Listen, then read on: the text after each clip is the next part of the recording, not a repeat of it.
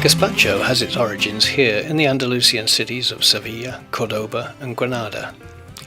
Brought to Spain by the Moors, the recipe has evolved to become a much-loved summer soup the world over. Yet it only requires very straightforward ingredients and around half an hour to make it. Start by peeling the cucumber and scraping out the pips, which if left would add a gritty texture because there's no cooking involved in this recipe to break them down. Slice it up and place in a bowl of salted water for half an hour. This makes the flesh crisper and adds more body to the gazpacho. Slice the capsicum and place it under the grill until well scorched. This should take around 5 minutes. When it's nice and black on the outside, wrap it in foil for a few minutes, which will make it sweat and therefore much easier to peel. Next, we also need skin-free tomatoes, so just prick them all over and drop into boiling water for a few minutes, or as long as it takes for the skins to split. Then, after they've cooled down a bit, you can peel the skin away without losing too much of the flesh or burning your fingers.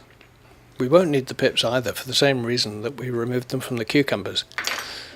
It's a fiddly job, but it's worth it. Strain the cucumbers and tip into the blender along with the tomato and capsicum flesh for a prolonged bizz.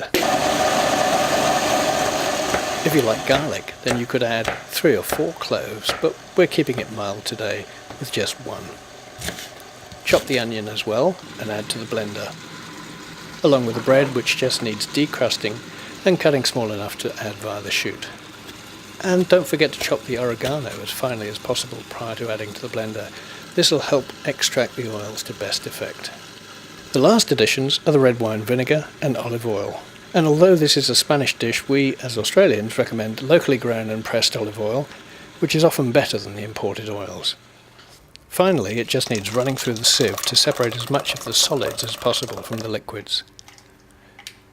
Lastly, you'll add around half a litre of iced water, a little seasoning to taste, then serve with a garnish of any of the ingredients, though cucumber slices float well and therefore look best. This really is a soup that needs to be chilled to help bring out the best of the summer flavours and wonderful vibrance of the freshly harvested ingredients. Bueno appetito!